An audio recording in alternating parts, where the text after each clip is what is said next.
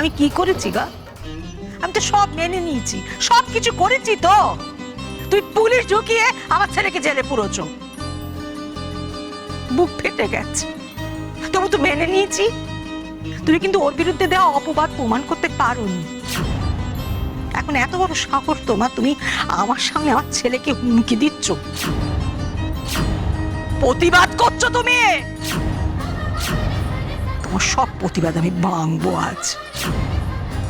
যা করতে হবে তোমায় ওই চৌকাঠের ওপারে গিয়ে করতে হবে, এপারে কিচ্ছু করতে পারবে না আর।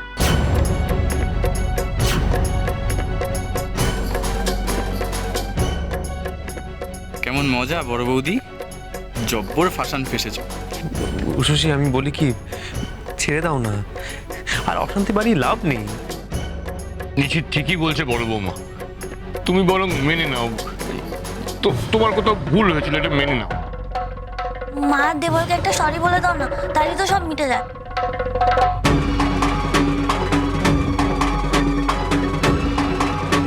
সরি কাকু, আমি এটা বলতে পারবো না।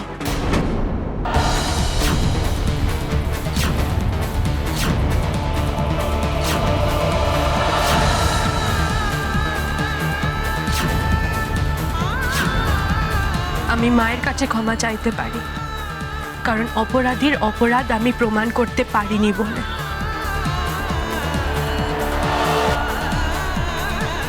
আমি ডায়নার কাছে ক্ষমা চাইতে পারি, কারণ আমি ওর বিয়ে দিয়েছিলাম, ভেবেছিলাম ও সুখী হবে, কিন্তু আমি ওকে আরো অসুখী জীবনে টেনে নিয়ে গেছি বলে।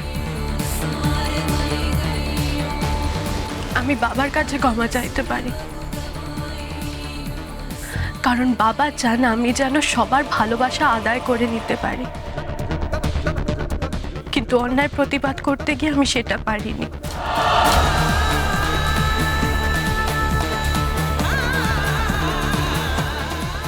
আমি নিশিতের কাছে ক্ষমা চাইতে পারি, কারণ মায়ের যন্ত্রণা ওকে সবচেয়ে বেশি কষ্ট দেয়, আর আমি বারবার মাকে কষ্ট দিয়েছি।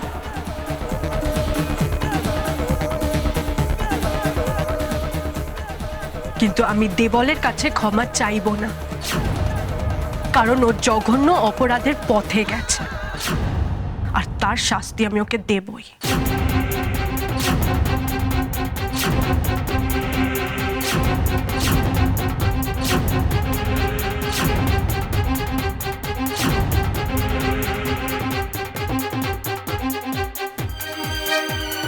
আর নয়, এ বাড়িতে তোমার জায়গা নেই। এসব প্রতিবাদের কথা না ভবানীর সংসারে থেকে আর হবে না।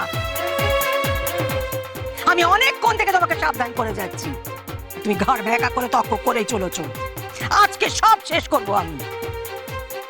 তোমার জন্য আমাকে বাইরের লোকের কাছ থেকে শুনতে হবে যে শিক্ষে দিকে নেই আমার। আমার ছেলের জন্য পাড়ার মেয়েরা বাইরে বেরোতে পারে না, এসব শুনতে হবে, সইতে হবে আমায়। আর নয়, চলো। মা মা মা মা কি করছো কি? মা মা, আমি তোমার কাছে ক্ষমা চাইছি ওর হয়ে,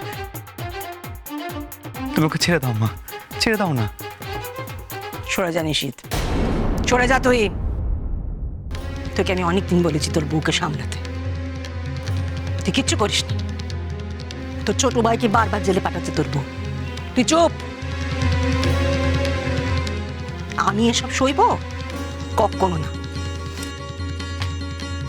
শোনো না, শোনো না, আমার কথা শোনো না, বলছিলাম বড় বৌমাকে বাড়ি থেকে তাড়িয়ে দিলে কি তোমার সম্মানটা বাড়বে? রাজবিরিতি সব কি পাগলাম করছো বলো দেখি? না করলেও আমাকে শেষ করে ফেলবে, একা আমার সংসারকে ধ্বংস করে দেবে। আমাকে কিছু বোঝাতে এসো না, সরো, সরে যাও বলছি।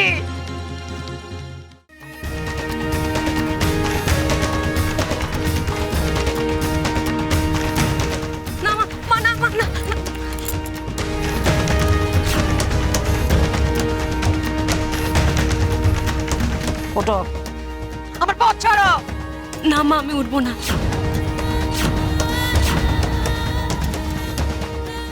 উষসী আমাকে এই বাড়িতে এনেছিল, আমার সব সুখ দুঃখের সাথী ও মা। আমি ওকে এভাবে চলে যেতে দিতে পারি না। আমি কষ্ট পেতাম, কাঁদতাম, তাই ও আপনার ছোট ছেলের বিরুদ্ধে কি ওকে শাস্তি দিতে চেয়েছিল। যদি কাউকে যেতে হয় তাহলে আমি চলে যাব।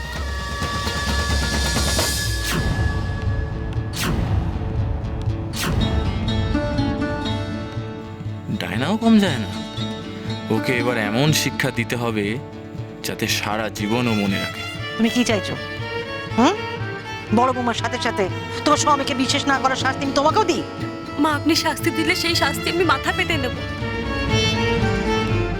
এক বস্ত্র এখান থেকে সব ছেড়ে চলে যাব মা,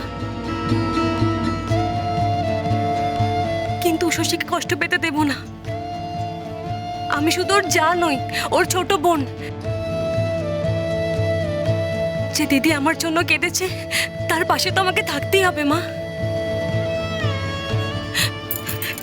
মা, আপনি সব শাস্তি আমাকে দিন, উষসীর প্রাপ্য শাস্তি আমাকে দিন। না মা, আপনি ডাইনার কথা শুনবেন না। যা শাস্তি দেওয়ার আপনি আমায় দিন, আমি সব মেনে নেব।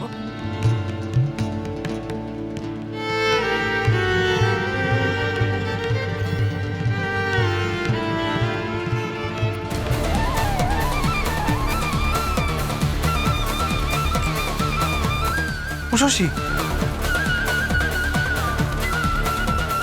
আরে কি করছো? নাকি চোট টোট লেগে যাবে তো? কি যে করো না তুমি? পিদিমের ওপরে হাত রাখো।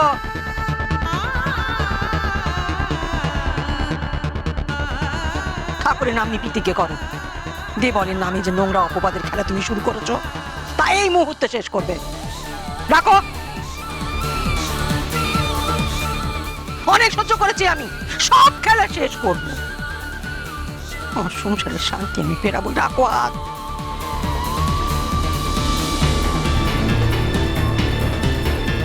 হ্যাঁ গো, এইভাবে তোমার সংসারে শান্তি আসবে বলো তো? আসবে, এটা আমার সংসার। কিসে শান্তি আসবে, কিসে ভালো হবে, তা আমার চাইতে ভালো কেউ জানে না। আমি কারোর কোনো কথা শুনতে চাই না ঘোষমশাই। আমি যা বলছি তাই করো, আর কোনো প্রতিবাদ না। যা প্রমাণ করতে পারিনি তাই নিয়ে আর জল্পনা করবে না। হাত নামবো পৃথিবীর উপরে।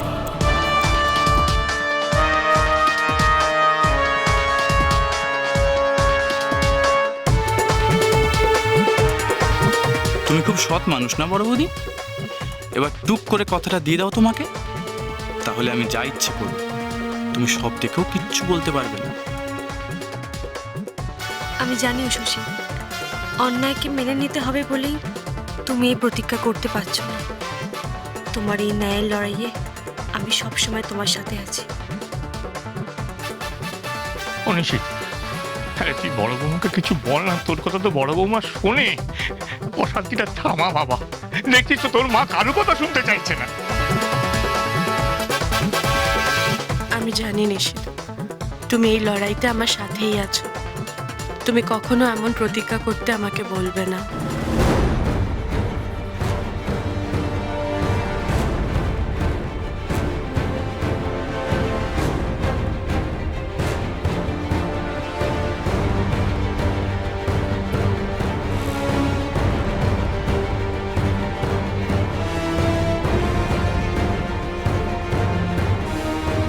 মা উষসী প্রতিজ্ঞা করছে ও আর এই বিষয় নিয়ে কোনো প্রতিবাদ ও অশান্তি করবে না।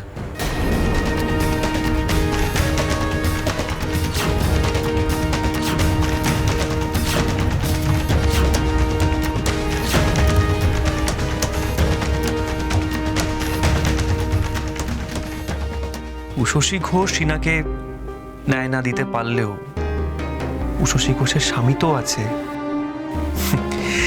উষসী, আমি তো ঠাকুরের কাছে প্রতিজ্ঞা করিনি, তাহলে কেন আমি একটা অসহায় মেয়েকে ন্যায় পেতে বাধা দেব?